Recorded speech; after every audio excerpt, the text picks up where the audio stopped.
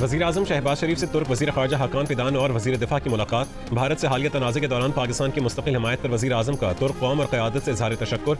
दो तरफ़ा तिजारत बढ़ाने के लिए ठोस कोशिशों की ज़रूरत पर जोर। वज़ीर-ए-आज़म की तुर्क कंपनीज़ को पाकिस्तान में अपनी सरमायाकारी का दायरा बढ़ाने की भी दावत।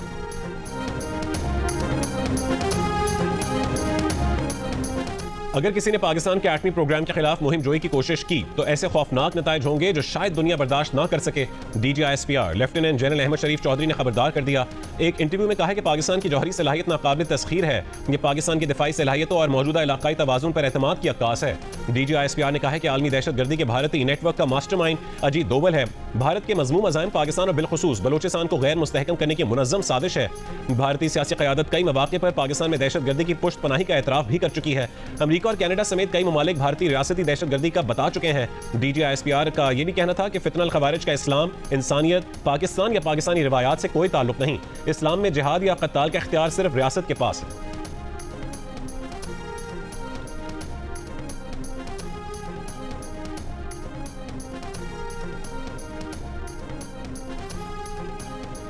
चेयरमैन पाकिस्तान पीपल्स पार्टी बिलावल भुट्टो जरदारी ने कहा है कि कोई सबूत न होने पर भी भारत ने अपने अवाम से झूठ बोला है कि पाकिस्तान पहलगाम हमले में मुलव्विस है। भारत ने आज तक अपने इल्जाम का सबूत न पाकिस्तान से शेयर किया, न आलमी बिरादरी से और न ही भारतीय अवाम से।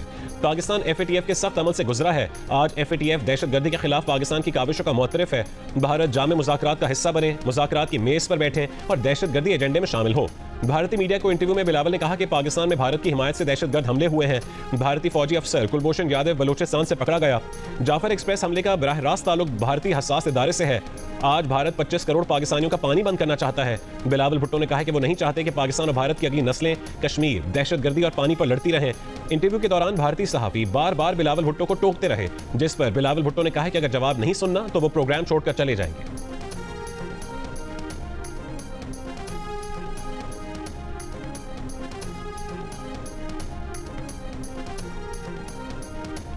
बरसगीर में अमन का केस सिर्फ पाकिस्तान ही का मकसद नहीं है। पाकिस्तान और भारत दोनों मुल्कों के अवाम का मुश्तरका मिशन है। दोनों मुल्कों के अवाम की नई नस्ल एक नए मुस्तकबिल की बुनियाद रख सकती है। करण थापड़ को इंटरव्यू के बाद बिलावल भुट्टो जरदारी का सोशल मीडिया पर बयान। कहा कि उन्हें पता था कि भारतीय मीडिया उन्हें मुनसिफाना मौका नहीं मिलेगा, मगर फिर भी उन्होंने भारतीय मीडिया के जरिए अपना मौक़िफ़ पेश किया क्योंकि उन्हें भारतीय अवाम खास तौर पर नौजवानों पर एतमाद है। बिलावल भुट्टो जरदारी ने कहा कि हम दहशतगर्दी, माहौलियाती तब्दीली और अदम मसावात का मिलकर मुकाबला करेंगे।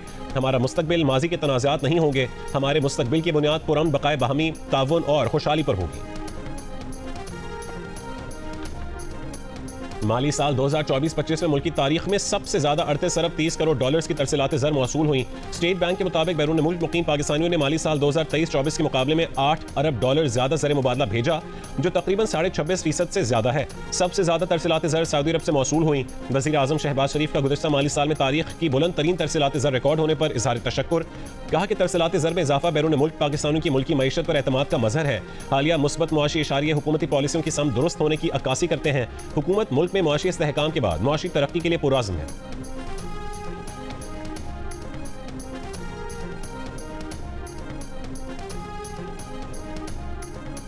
वज़ीर-ए-आज़म शहबाज शरीफ का कहना है कि ज़रूरी इस्लाहात पर अमल दरामद का आगाज़ किसानों को आसान कर्जों की सहूलत से किया जाएगा। ज़रूरी फाइनेंसिंग के लिए पब्लिक प्राइवेट पार्टनरशिप का तरीकाकार इख्तियार किया जाएगा। ज़रूरी तरक्याती बैंक में भी हंगामी बुनियादों पर इस्लाहात की जाएँ। आइंदा PSDP में ज़रूरी प्रोजेक्ट्स को मज़ीद मरकज़ियत हासिल होगी। वज़ीर-ए-आज़म की ज़रूरी अजनास की स्टोरेज गुंजाइश बढ़ाने से मुतालिक नई तजवीज़ सामने लाने की हिदायत। पाकिस्तान में टैक्स वसूली 2021 में भी तकरीबन वही थी जो 2007 में थी। टैक्स अदा करने वालों की सिर्फ तादाद बढ़ी, टैक्स की औसत में कोई खास इजाफा नहीं हुआ। एशियाई तरक्याती बैंक का इंकशाफ। बैंक ने पाकिस्तान के टैक्स निज़ाम से मुतालिक रिपोर्ट जारी कर दी। रिपोर्ट के मुताबिक नए फाइलर्स में से अक्सर ने या तो कम आमदनी जाहिर की या टैक्स की अदायगी से गुरेज किया। सिर्फ रजिस्टर्ड टैक्स दहिंदगान की तादाद बढ़ाने के बजाय पॉलिसी को बेहतर बनाया जाए। इस्लाहाती इक़दामात के बावजूद टैक्स थ्रू GDP तनासुब खित्ते के दीगर ममालिक से कम है। इससे टैक्स इस्लाहात के मौसर होने पर सवाल पैदा होता है। 2022 में पाकिस्तान के इनकम टैक्स में 30% और सेल्स टैक्स में 24% खसारा रिपोर्ट हुआ। पाकिस्तान की लेबर फोर्स का सिर्फ 7.6% हिस्सा पर्सनल इनकम टैक्स फाइलर है। वफाकी हुकूमत का 300 अरब रुपए की गंदम इंपोर्ट करने का फैसला बदनीयती पर मबनी था, जो नाकाबिल एतमाद डेटा की बुनियाद पर किया गया। ऑडिटर जनरल ऑफ पाकिस्तान की रिपोर्ट में तस्दीक। रिपोर्ट में कहा है कि माली साल 2023-24 में गंदम इंपोर्ट करने का फैसला वफाकी और सूबाई हुकूमतों के उन दानिस्ता ताखीरी इकदाम का नतीजा है जिससे निजी शोबे को फायदा जबकि गंदम के काश्तकारों और कौमी खजाने को नुकसान पहुंचा।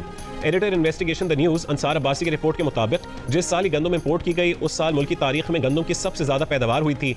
वाफिर स्टॉक होने के बावजूद कौमी तलब के अंदाजे को जानबूझकर बढ़ा चढ़ाकर पेश किया गया।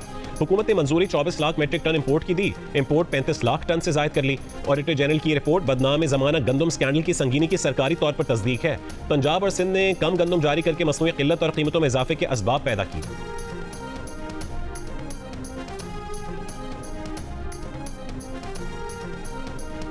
गंदम स्कैंडल पर नून लीग और पीटीआई का एक दूसरे पर इल्जाम। मुशीर इत्तलात केपी बैरिस्टर सैफ ने कहा कि ऑडिट रिपोर्ट पर खामोशी पंजाब में लूटमार और करप्शन का वाज़ेह सबूत है। पंजाब हुकूमत 10 खरब रुपए की माली बेज़ाब्तगियों का जवाब देने से कासिर है। वज़ीर इत्तलात पंजाब अज़मा बुखारी ने कहा है कि बैरिस्टर सैफ ऑडिट रिपोर्ट गौर से पढ़ें, उसमें पीटीआई की क़यादत का कच्चा चट्ठा है। जिस ऑडिट रिपोर्ट का आप लोग ढिंडोरा पीट रहे हैं वो रिपोर्ट बुज़दार और परवेज़ इलाही दौर की है। जिस 10 खरब का आप वावेला कर रहे हैं वो 2018 से 2023 की गंदम खरीदारी और सब्सिडी का है। 2018 से 2023 तक पंजाब में किसकी हुकूमत थी, कौम जानती है।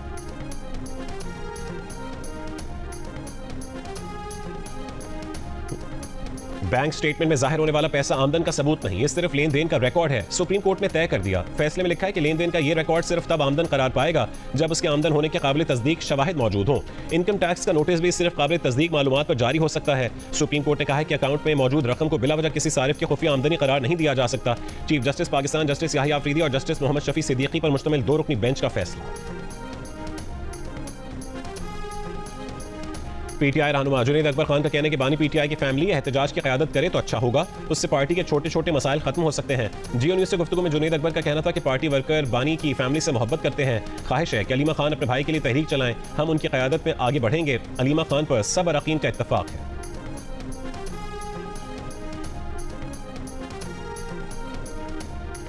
कासिम और सुलेमान अपने वालिद के साथ इजहार यकजहती करने पाकिस्तान आएंगे। बानी पीटीआई की बहनें भी तहरीक में शामिल होंगी मगर क़यादत नहीं करेंगी। पीटीआई रहनुमा नईम पंजोता की जियो न्यूज़ के प्रोग्राम आज शाहजेब खानजादा के साथ में गुफ्तगू।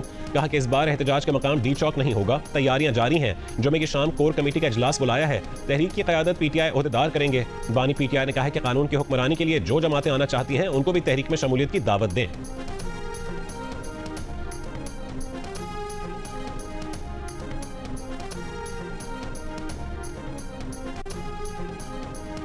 बानी पीटीआई के बच्चों को पाकिस्तान आना चाहिए ताकि वो देखें कि उनके वालिद ने मुल्क के साथ क्या खिलवाड़ किया। पाकिस्तान आए, कानून के दायरे में एहतजाज करें, हम सिक्योरिटी देंगे।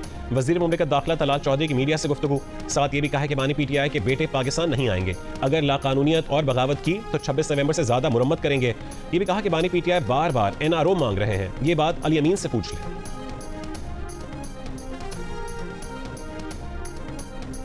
पीटीआई के लिए मुज़ाकरात का रास्ता बेहतर है या एहतजाज का? सहाफ़ी का पीटीआई के सदर परवेज़ इलाही से सवाल। परवेज़ इलाही ने जवाब दिया, पहले मुज़ाहमत होती है फिर मुफ़ाहमत होती है, लेकिन बेहतर मुफ़ाहमत ही होती है। मुज़ाकरात से कोई ना कोई बेहतर सूरत हाल निकल आती है। बेहतरी की उम्मीद रखनी चाहिए। पीटीआई क़यादत ने तो मुज़ाकरात का खत भी लिखा जिस पर पेशरफ्त नहीं हुई। देखें आगे क्या होता है। जंगलात अराज़ी रेफरेंस केस में पेशी के बाद रावलपिंडी के एहतसाब अदालत ने चौधरी परवेज़ इलाही के वारंट मनसूख कर दिए। बनू की तहसील मीरियान में पुलिस और दहशतगर्दों में झड़प। पुलिस हुक्काम का कहना है कि दहशतगर्दों ने पुलिस पर ड्रोन हमले किए, रॉकेट लॉन्चर्स का भी इस्तेमाल किया गया। हमले में एक कांस्टेबल मामूली जख्मी हुआ। पुलिस कार्रवाई के दौरान कई दहशतगर्दों के हलाक और जख्मी होने की इत्तलात।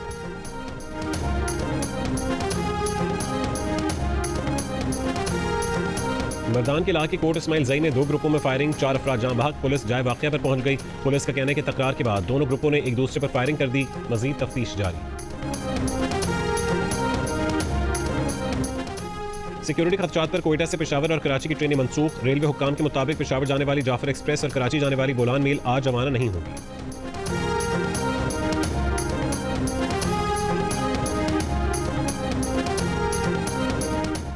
के इलेक्ट्रिक के लिए अप्रैल के फ्यूल एडजस्टमेंट पर 4 रुपये 3 पैसे फी यूनिट की कमी की मंजूरी। तर्जुमान नेपरा के मुताबिक सार्फिन को आलमी ईंधन की कीमतों में कमी का फायदा FCA के जरिए मुंतकिल किया जाएगा। के इलेक्ट्रिक का कहना है कि सार्फिन को जुलाई के बिलों में रिलीफ मिलेगा।